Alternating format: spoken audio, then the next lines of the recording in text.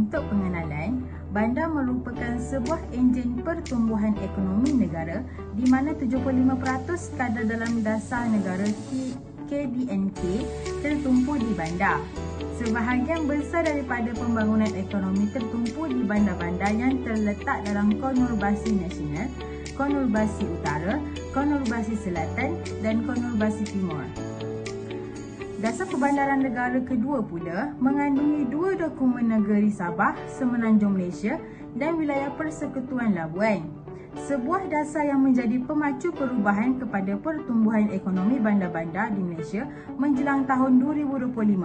DPN 2 juga memastikan penduduk bandar mampu memiliki rumah, menikmati sistem pengangkutan awam yang teratur dan infrastruktur yang berkualiti. Senario perbandaran di Malaysia. Yang pertama ialah pertumbuhan perbandaran yang pesat. Hal ini akan menyebabkan jumlah penduduk meningkat.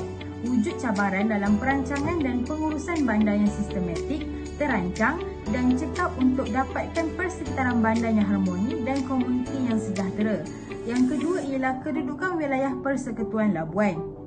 Kedudukan wilayah Persekutuan Labuan ini berfungsi sebagai pusat perniagaan dan kewangan antarabangsa IBFC. Ianya juga mempunyai kepentingan untuk melonjakkan pembangunan wilayah Persekutuan Labuan agar dapat menarik lebih banyak pelaburan yang sesuai dengan fungsinya. Sebagai contoh, pelaburan daripada syarikat yang beroperasi di Asia Pasifik di mana instrumen pengurusan kekayaan Labuan terus menarik minat individu dengan aset kewangan bernilai bersih yang tinggi atau high net worth individuals. Yang ketiga pula ialah kos rumah yang tinggi. Keadaan ini akan membebankan pembeli dan penyewa. Malaysia menduduki tempat ke-15 daripada 54 buah negara daripada segi kenaikan rumah pada tahun 2014. Seterusnya ialah keperluan dasar perbandaran negara. DPN digubal untuk meningkatkan keberkesanan kualiti perkhidmatan bandar ke arah mewujudkan bandar yang sedamat, bersistematik, moden dan menarik.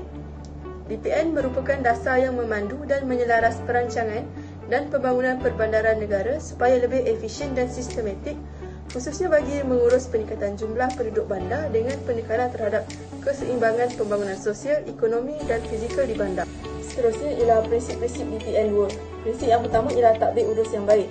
Tadbir urus yang baik akan memastikan penggunaan sumber di sesebuah bandar digunakan secara optimum dan berkesan dan memberi perkhidmatan bandar yang cepat dan efisien. Prinsip yang kedua ialah bandar berdaya huni.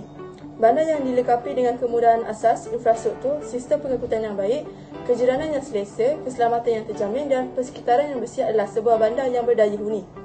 Prinsip yang ketiga ialah ekonomi bandar berdaya saing. Ekonomi bandar yang berdaya saing mampu meningkatkan keupayaannya sebagai lokasi pelaburan strategik. Ia juga menggalakkan kreativiti dan inovasi yang mampu meningkatkan produktiviti negara.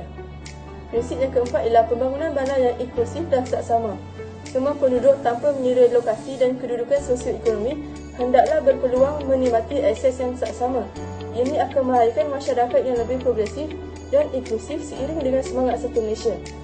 Prinsip yang kelima ialah pembangunan hijau dan persekitaran bersih. Kewujudan kejiranan hijau yang berfokus kepada gaya hidup rendah karbon seperti penggunaan pengangkutan awam berbasikal. Pembangunan hijau akan memastikan persekitaran yang selesa dan iklim yang sihat. Seterusnya, kerangka perbandaran di Malaysia, potensi perkembangan bandar perlu dirancang dengan sebaik mungkin selaras dengan perubahan teknologi dan cabaran globalisasi. Terdapat 12 zon promosi pembangunan di Semenanjung Malaysia dan 1 di wilayah Persekutuan Labuan dan 4 di negeri Sabah, merupakan kawasan aglomerasi bandar yang mempunyai hubungkan ekonomi yang berpotensi untuk membangun dengan pesat dan berfokus ke atas perkembangan penduduk dan pembangunan negeri. Terdapat 37 pusat katalis di Semenanjung Malaysia dan wilayah Persekutuan Labuan serta 10 di negeri Sabah. Pusat katalis merupakan bandar sederhana dan kecil yang mempunyai lokasi yang strategik bagi membantu pertumbuhan perbandaran kawasan sekiranya ia berpotensi untuk menjadi hub yang mempunyai inklusif khusus. Selain itu, definisi bandar.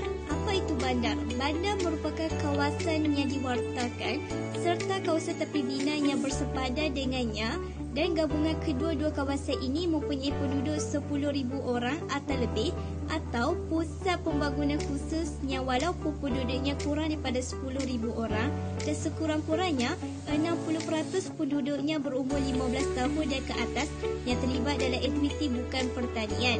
Kawasan pembangunan khusus ini adalah kawasan pembangunan yang tidak diwartakan dan boleh dikenal pasti serta terpisah dari mana-mana kawasan yang diwartakan atau kawasan tanpa bina melebihi 5 km. Sebagai contoh, kawasan pembangunan khusus adalah seperti di Bandar Puncak Alam Selangor yang mempunyai lebih 10,000 penduduk. Seterusnya, penentuan had sepadan bandar. Dasar Perbandaran Negara Kedua telah memperkenalkan dua konsep sepadan had pembangunan bandar. Kedua-dua konsep tersebut bertujuan untuk memastikan pembangunan dan perkembangan bandar dapat berlaku secara optimum, efektif dan ekonomik. Yang pertama, sepadan pertubuhan bandar. Sepadan pertubuhan bandar merupakan satu garisan yang mengelilingi kawasan perbandaran sedia ada untuk menjadi pemisah antara kawasan yang boleh dibangunkan atau tidak.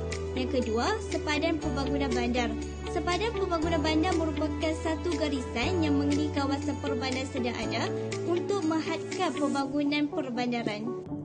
Secara keseluruhannya, DPN 2 yang disediakan oleh Jabatan Perancangan Bandar dan Desa Semenanjung Malaysia mampu memberikan hala tuju yang jelas kepada jabatan-jabatan dan agensi kerajaan yang berkaitan untuk memastikan pertumbuhan sebuah perbandaran yang mampan akan berjaya. DPN 2 juga berperanan untuk menyelaras perancangan dan pembangunan kawasan-kawasan perbandaran di seluruh Malaysia agar lebih efisien dan sistematik. Ini disebabkan penyediaan persekitaran hidup penduduk bandar yang selamat dan selesa adalah selari dengan 6 teras strategik Rancangan Malaysia ke-11 RMK 11.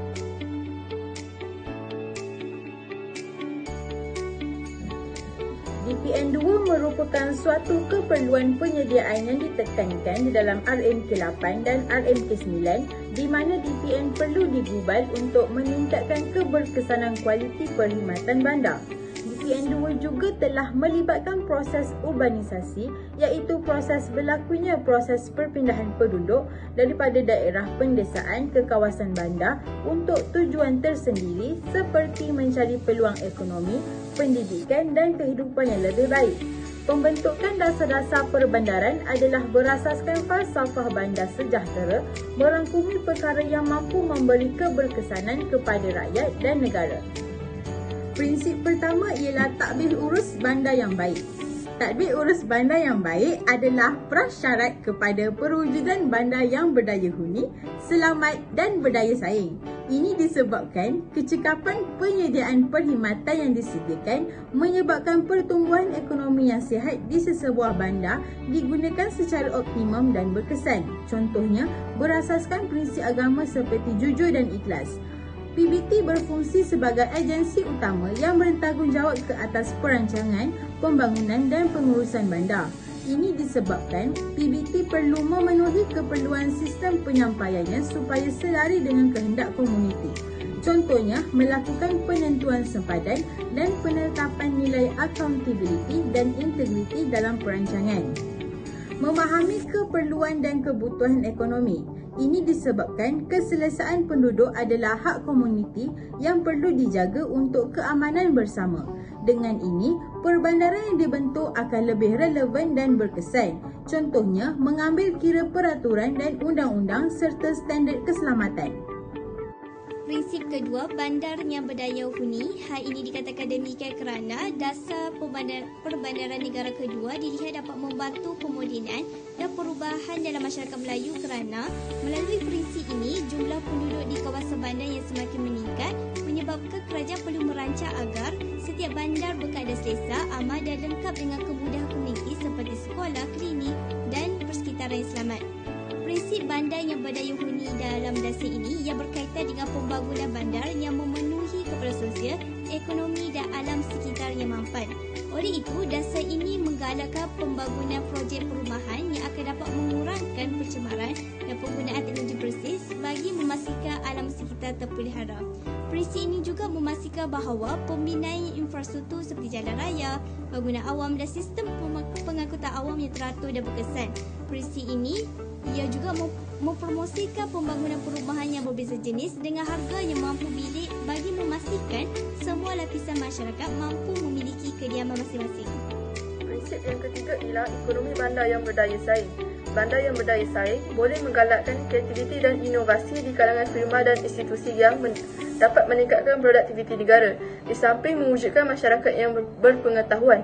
Sehubungan dengan itu, pihak berkuasa tempatan PBT hendaklah memastikan bandar-bandar di Malaysia dilengkapi dengan teknologi terkini dan kemudahan logistik yang efektif. Sebagai contoh, PBT perlulah menambah baik penyediaan perkhidmatan bandar melalui penggunaan aplikasi digital. Hal ini dikatakan demikian kerana untuk menggalakkan penggunaan aplikasi digital dalam urusan perkhidmatan dengan PBT seperti e-saman, e-cukai dan e-permit. Oleh itu, ekonomi bandar yang berdaya saing dapat membantu pemodenan dan perubahan dalam masyarakat Melayu. Prinsip keempat, pembangunan bandar yang inklusi dan sesama. Bandar yang inklusi dan sesama boleh dilihat apabila semua golongan lapisan masyarakat mempunyai hak, peluang dan faedah yang sama dalam mendapatkan kemudahan pendidikan, kesihatan dan sebagainya. Bandar yang inklusi dan sesama juga boleh dilihat apabila faedah pembangunan ekonomi diagihkan secara sesama kepada setiap golongan masyarakat. Sebagai contoh, pihak berkuasa tempatan melaksanakan usaha kebajikan seperti bantuan pendidikan, perumahan, kesihatan bagi membantu isi rumah B40 di bandar. Seterusnya, prinsip 5, pembangunan hijau dan persekitaran bersih. Melalui prinsip DPN yang kedua, Malaysia telah berikrar untuk mengurangkan intensiti pelepasan karbon sehingga 45% menjelang 2030. Selaras dengan ini, Putrajaya dan Cyberjaya telah dipilih sebagai pelapor kepada bandar berteknologi hijau di negara ini. Antara inisiatif kerajaan untuk menerapkan pembangunan hijau adalah kewujudan kejiranan hijau yang berfokuskan kepada gaya hidup rendah karbon. Sebagai contoh, penggunaan pengangkutan awam, berbasikal, reka bentuk bangunan rendah karbon dan kebun komuniti. Pembangunan hijau akan memastikan persekitaran yang selesa dan iklim yang sihat. Secara keseluruhannya, DPN 2 dilihat dapat membantu pemodenan dan perubahan dalam masyarakat Melayu dan memberikan hala tuju yang jelas kepada jabatan-jabatan dan agensi-agensi kerajaan berkaitan, terutamanya yang terlibat dengan pelaksanaan perancangan dan pengurusan perkhidmatan bandar. Ini disebabkan 5 prinsip yang telah dibentuk tersebut mampu menjadikan segala usaha penambahbaikan dalam pembentukan bandar tercapai. Oleh yang demikian, DPN 2 hendaklah dijadikan teras utama dalam semua aktiviti perancangan dan pembangunan pembandaran negara.